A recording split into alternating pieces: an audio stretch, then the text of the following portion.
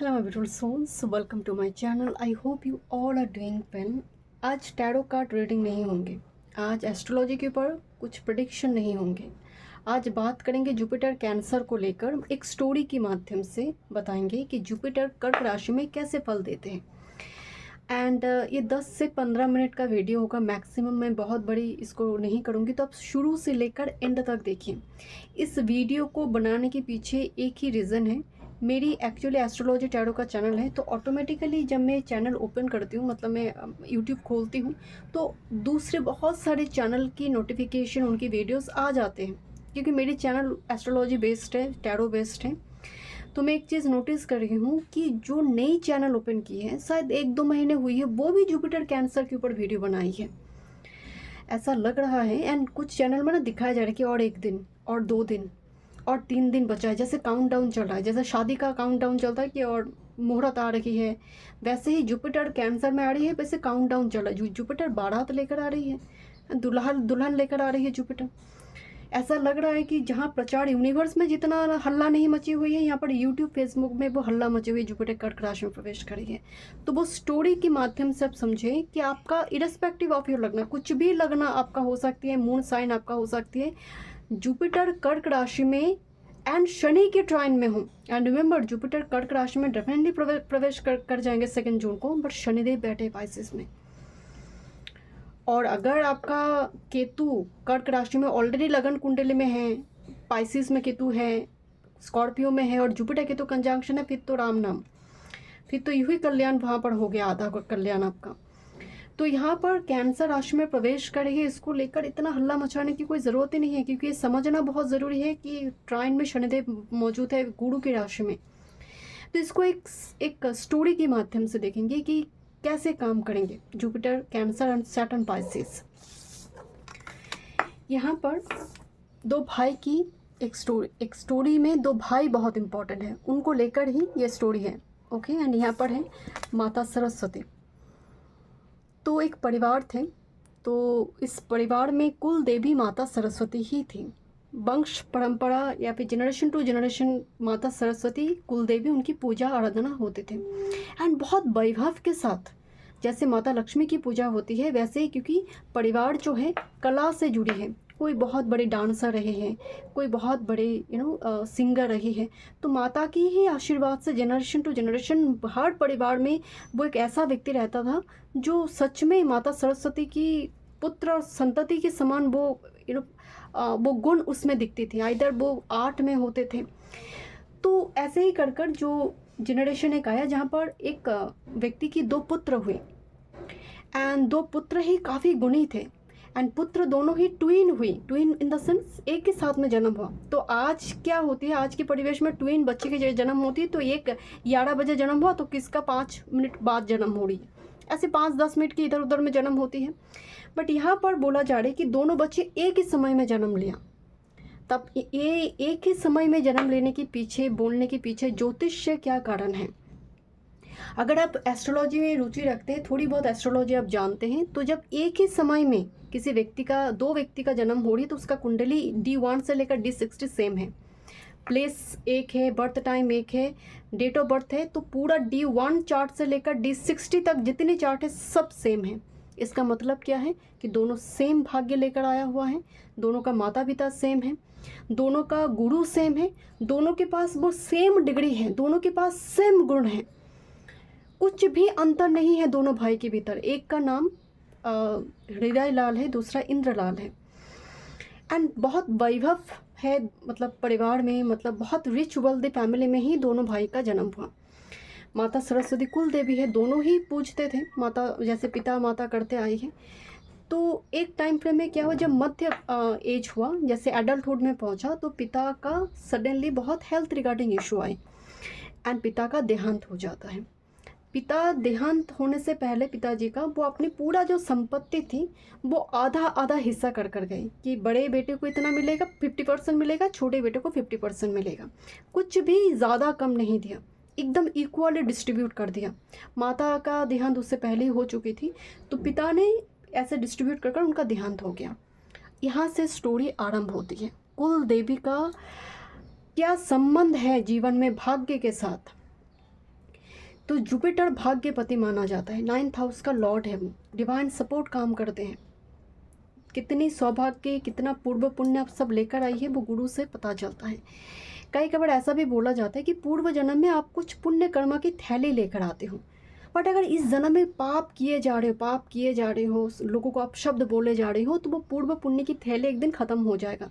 जब तक थैली है तब तक लाइफ चलेगा, अच्छा मोरलेस चल जाएगा। जिस दिन पूर्व पुण्य की थैली ख़त्म होगी और इस जन्म का कर्म का फल मिलने लगेगा, दुरावस्था जो आपका तकलीफ है, दुर्दशा है, वो शुरू हो जाएगा। यानी दशा महादशा भी उसको मोहर लगाती हैं।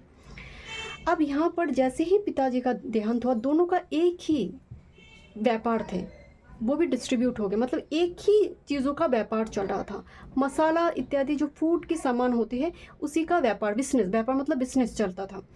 तो दोनों भाई अलग हो गए, पिताजी का देहांत होते ही दोनों भाई अलग हो गया। जो हृदय लाल जी थे, मतलब बड़े बेटे, मैं इस तरह से बता रही हूँ, बड़े बेटे छोटे बेटे तो नहीं, दोनों एक ही समय में हुई थी। तो दोनों एक ही भाग्य लेकर आई है। कहने का बार बार यही तात्पर्य है कि दोनों एक ही भाग्य लेकर आई है। दोनों का कुंडली भी सेम है। कोई ज्योतिष के पास दोनों भाई अगर जाते हैं तो वो ज्योतिष क्या बताते कि दोनों का सेम ही कर्मा है, दोनों का सेम ही भाग्य है, कुछ अलग तो नहीं है।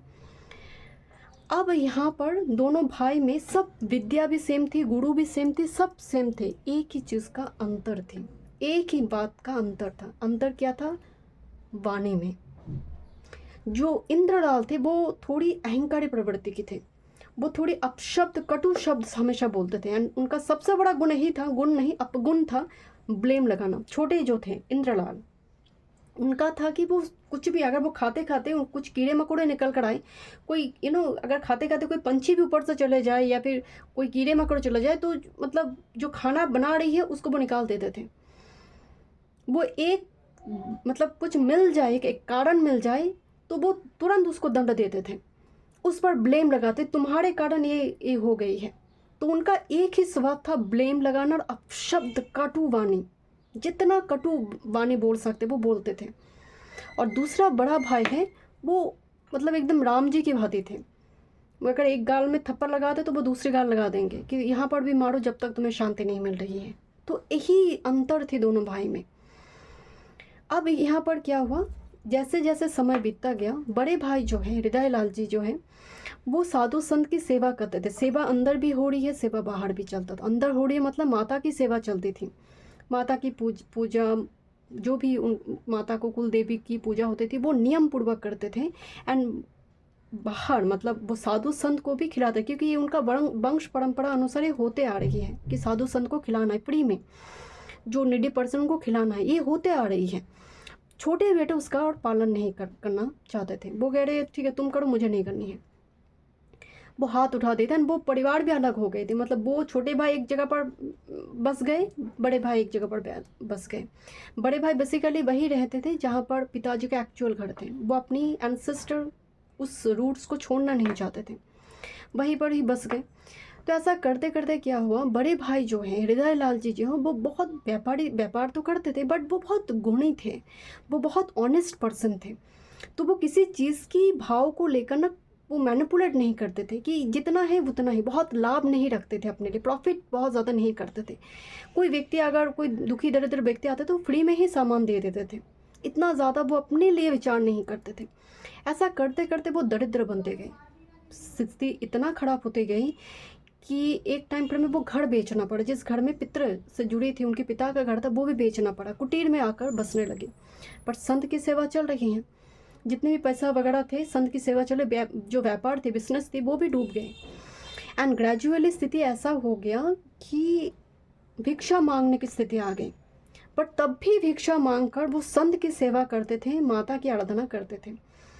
ऐसा करते करते स्थिति बहुत ख़राब हो गई एंड हृदय लाल जी की तबीयत भी ख़राब होने लगी। मतलब ऐसा बोला जाता है कि उनकी जो पत्नी, उनकी जो बच्चे हैं, वो वस्त्र भी फटे हुए 2-3 दिन से नहीं खाए, ऐसी स्थिति है। बट भिक्षा कर भी जितना हो सके वो 1-2 साधु संत, खुद नहीं खाते थे, पत्नी नहीं खाते थे, बच्चे रोते थे, वो संत की सेवा चलाते रहे। तो माता सरस्वती अब परीक्षा लेने धरती पर आई कि आप हृदय लाल जी की परीक्षा लेंगे, कुल देवी। तो एक फल बेचने वाली एक वृद्ध महिला की वो मतलब वेश बनाई, एंड जहाँ से हृदय लाल जी भिक्षा लेकर आ रही थी उसी रास्ते से ही माता जा रही है वृद्ध महिला बनकर, एंड सर के ऊपर बहुत सारे फल वगैरह हैं, एंड माता इस तरह से जा रही है जैसे धक्का लगा देंगी, एंड जानबूझकर ही माता ने हृदय लाल जी के साथ धक्का लगा दिया, एंड सारे फल ऐसे गिर गए कि साइड में ही खाए थे तो सारे फल गिर गए। जैसे ही सारे फल गिर गए तो बहुत ज़्यादा अपशब्द बोलने लगी, वो तो सब लीला ही है माँ की। तो हृदय लाल जी के पास कुछ चावल ही थे जो वो भिक्षा से लेकर आए थे, वो कि आप चावल ले लीजिए, मैं मतलब कंपेंसेट करना, मतलब भरपाई जो आपकी नुकसान हुई। तो हृदय लाल जी रोने लगे कि और मेरे पास पैसे नहीं हैं कि आपकी जो फल यहाँ पर नष्ट हो गई कि मैं उसका भरपाई कर पाऊँ, मैं पैसा दे पाऊँ उसके लिए। तो वो वृद्ध महिला मतलब माता तो बहुत क्रोधित हो गए एंड बहुत गाली गलौज करने लगी, कर्स देने लगी। तो ऐसे करते करते वो मौन ही हैं, वो कर्स सुन रही है, वो गाली गलौज सब सुन रही है, वो हाथ जोड़कर खड़े हैं हृदय लाल जी उस वृद्ध महिला के सामने, एंड आसपास के लोग आकर हृदय लाल जी को जैसे ही मारना शुरू कर देंगे। सभी नॉर्मली तो यही होती है। तो जैसे ही सभी मारने आएंगे उनको तो वो वृद्ध महिला कहती ठीक है कोई बात नहीं छोड़ दीजिए। तो सभी चले गए। तो एंड हृदय लाल जी भी रोते रोते जब वो अपने घर की तरफ जा रही है, एंड घर की तरफ जाते ही उनको एक पॉन्ड दिखाई दी, मतलब जहाँ पर वो नहाते थे जब संध्या के टाइम पे में जब पूजा करते थे, सुबह जब पूजा करते थे उस पॉन्ड में वो नहाते थे, एंड एवरी डे का उनका ये रूटीन भी थे। जैसे ही वो संध्या पूजन करने के लिए नहाने के बाद जैसे ही वो बाहर आ रही है वो उस पॉन्ड से, तब माता दर्शन दी। वही वृद्ध महिला पहले उनके सामने आई एंड प्रकट हुई अपनी मूल स्वरूप में। तो माता कह रही है तुम्हारी जो भक्ति है, तुम्हारी जो सही रास्ते पे चलने की मानसिकता और तुम्हारी जो वाणी है, मौन से बड़ा कोई साधन नहीं, मैं अत्यधिक प्रसन्न हूँ। तो बताओ तुम्हें क्या चाहिए, क्या वरदान दो। तो वो बहुत रोने लगे एंड वो रोते रोते कहे कि हृदय लाल जी बताइए जो आपका मन हो आप वही दीजिए। तो उन्होंने माता ने कही कि तुम्हारे पास राग मतलब म्यूज़िक, तो बहुत टाइम पहले से ही जब उनके पिताजी जिंदा थे हृदय लाल जी, दोनों भाई को ही म्यूज़िक से बहुत बड़ी शिक्षा मिली थी, बट व्यापार के चलते वो सब भूल गए थे या फिर चर्चा नहीं थी।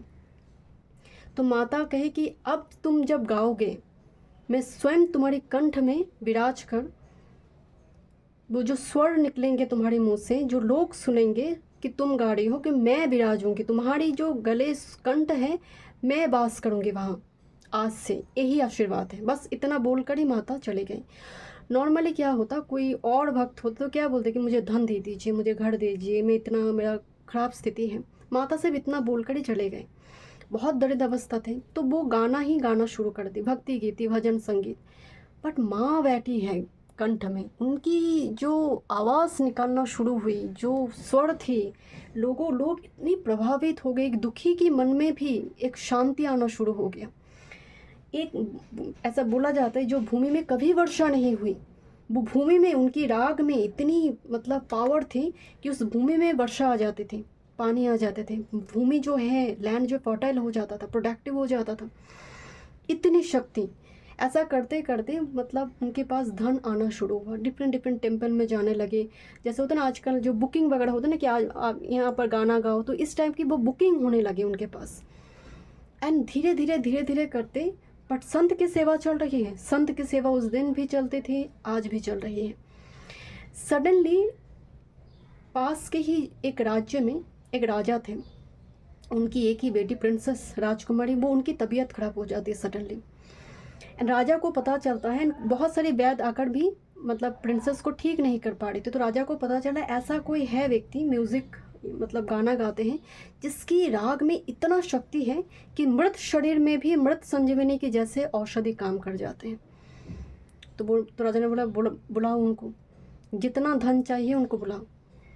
तो वो आए, हृदय लाल जी उनकी पूरी परिवार समेत ही महाराज के पास गए, एंड वो एक विशेष प्रकार की राग होती हैं, रागास होती हैं, जो जब वो गाना शुरू कर दी, सिर्फ प्रिंसेस नहीं पूरा जो महल था, जितने भी लोगों ने सुनी है, सब एकदम से खड़े रह गए, रोंगटे खड़े हो गए, क्योंकि वो तो गाते ही नहीं थे, गाते तो माता कुलदेवी गाते थे, माता सरस्वती गाती थी। तो ये सुनकर राजा ने बताया कि आज से आप यही विराजो, आप यही रहो, आप संत की सेवा करो, सब यही से करो, और जितना धन चाहिए आप लो। वो सिर्फ गाना नहीं गाते थे, वो सलाहकार भी बने, जैसे एक मेंटर, कुल गुरु के जैसे, क्योंकि वो ब्राह्मण थे। तो कुल गुरु की एक पद मिल गई उनको, एंड पूरा जीवन एक रॉयल फैमिली में उनका व्यतीत हुआ। सिर्फ रॉयल फैमिली नहीं, उनको जो रिस्पेक्ट मिली जीवन की अंत तक, वो किसी को प्राप्त नहीं हुआ।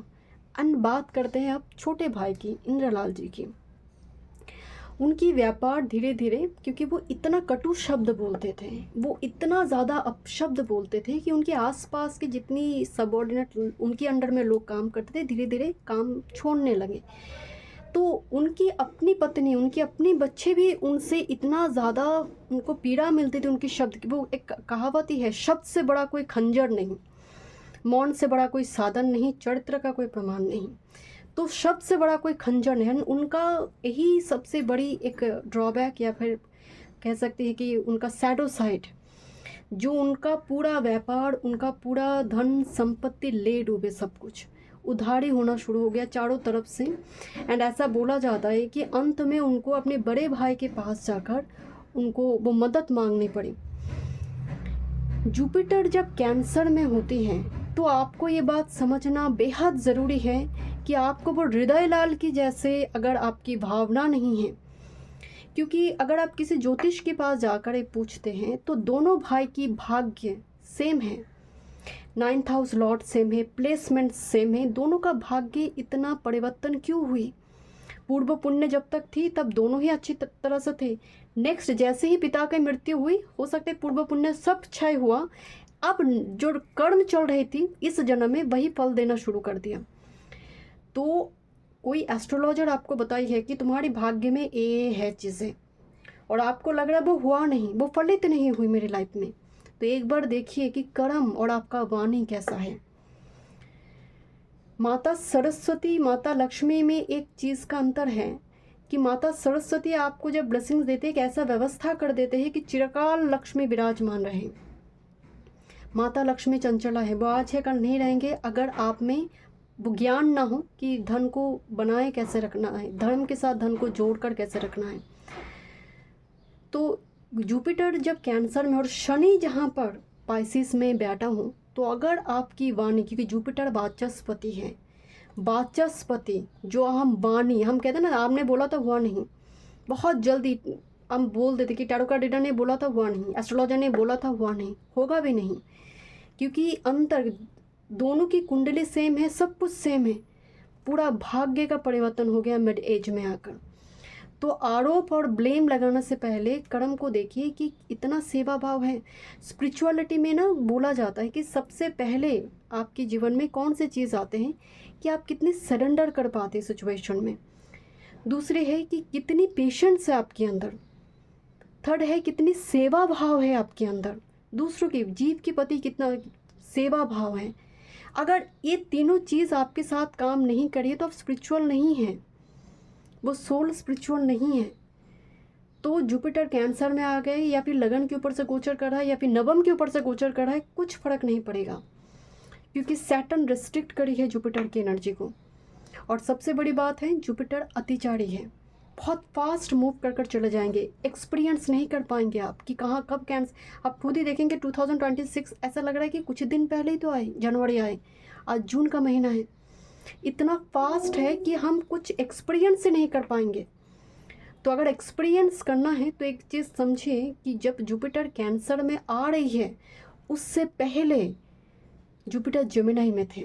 वाणी जेमिनाई, आपका वचन, आप किस तरह से बातचीत करो, आप कितनी प्रॉमिस कीपर हैं, कितनी वचन, कितनी पितरों का सम्मान। केतु माघा में है, तो पितर की कोई काम को आप आगे लेकर जा रही हो या नहीं, जो सेवा अंदर चल रही है, सेवा बाहर भी चल रही थी। ये स्टोरी बोलने के पीछे एक ही रीज़न है कि आपकी अगर कुल देवी है, कुल देव है, तो उनकी आराधना ज़रूर कीजिए। और सबसे बड़ी बात है कि आपकी वाणी, आपकी कम्युनिकेशन, क्योंकि जुपिटर वाचस्पति ये बहुत बड़ी दंड भी दे सकते। मैंने ऐसी कई जुपिटर की महादशा में देखी है, लोग केतु की महादशा को बहुत गाली गलौज करते हैं, राहु की महादशा को, शनि की महादशा को, वेनस की महादशा में, जुपिटर की महादशा में लोग रोड पर बैठ जाते हैं। एकदम से वो बैठ जाते हैं, क्योंकि जुपिटर की महादशा से पहले राहु की महादशा आते हैं, वेनस की महादशा से पहले केतु की महादशा आते हैं। तो दोनों महादशा में टेस्ट चलते, राहु एंड केतु दोनों ही कार्मिक प्लैनेट हैं। तो अगर दोनों की उस कार्मिक प्लैनेट की महादशा में आपने अच्छी तरह से अपने जीवन का निर्वाह नहीं की है, तो यही जो सबसे ज़्यादा बेनिफिक प्लैनेट है माना जाता है, यही सबसे ज़्यादा कष्ट देते हैं। ऐसा बोला जाता है कि स्वामी तुलसीदास भी बहुत बड़ी एक एस्ट्रोलॉजर थे। तो उनके पास एक महिला आकर कही कि ये बहुत मतलब ये सभी जानते हैं शायद ऑलमोस्ट इस स्टोरी को, कि एक महिला आते हैं कि कहते कि मेरी तो बच्चे नहीं हो रही, संतान नहीं हो रही है। तो तुलसीदास उनकी कुंडली देखते, चार्ट देखकर बताते कि बच्चे तो नहीं हैं भाग्य में। वो रोते हुए जाते हैं, रास्ते में एक संत मिल जाते हैं, वो ध्यान में बैठे होते हैं, रोते रोते हुए जाकर बताते हैं कि मुझे बच्चे चाहिए, बहुत साल हो गए शादी हुई, क्या बच्चे होंगे, क्या बच्चे का सुख मिलेगा। तो संत नारायण के नाम से लेकर बोल देते हैं हाँ नारायण कृपा करेंगे, संतान हो जाएगा। एंड कुछ साल के बाद संतान हो भी जाते। तो स्वामी तुलसीदास देखते कि प्रेडिक्शन गलत हो गया। तो उसी रात को जब स्वामी तुलसीदास ध्यान मग्न थे, तो नारायण प्रकट होकर उनकी ध्यान में आते हैं, बताते हैं कि उसकी भाग्य में ने तो नहीं लिखी थी संतान, बट मेरे ही भक्त ने मेरे नाम से वचन दिया, तो उस वचन की मान मुझे रखनी पड़ेगी। तो संत की सेवा, जुपिटर वो गुरु हैं, तो अगर आप संत की सेवा नहीं करते, आप अगर उस भाव में नहीं हैं, तो जुपिटर का कैंसर में आना ये कोई बहुत बड़ी कुछ यहाँ पर भूचाल, बहुत बड़ी कुछ चेंज लेकर नहीं आएंगे, बहुत बड़ा कोई ट्रांसफॉर्मेशन लेकर नहीं आएंगे।